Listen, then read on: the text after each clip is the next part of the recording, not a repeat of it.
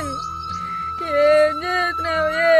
వాడు బూదినంటే తినేదిండు. మన దేవుడు వచ్చిన కాడిని అసలు బూ పుట్టలేడు ఇంట్లో నుంచి. బాధ అనిపిస్తాక కొడుకు నగ్గిపోయాడు. ఏం చేస్తా? వాడి కోసం బాగా చేతులు చేసుకుని ఉండేవా నువ్వు? శంకర్ శని బీడైపోతుంది. 1 నెలకి వంగబెట్ట నువ్వు కలిపి ఆ శనిలో పిల్లగాడు అదరంగా నగ్గిపోయింటే నీకు సంసారమే ఎక్కువైపోతాడు. పిల్లగాడు ఏమి ఇట్టేయడనేది కూడా ఆశ లేదు.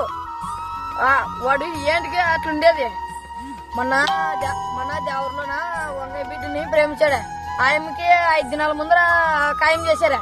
ఈ నా కొడుకు బుగ్గులు పెట్టుకున్నాడు ఆయమ్మ మీద.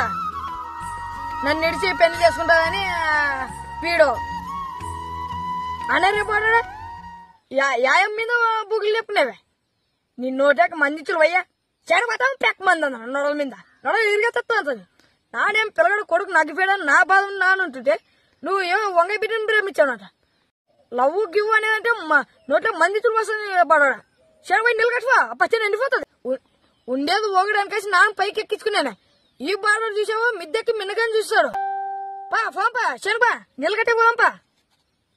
నచ్చినా నచ్చకపోయినా లైక్ అండ్ షేర్ చేయండి. Follow and subscribe.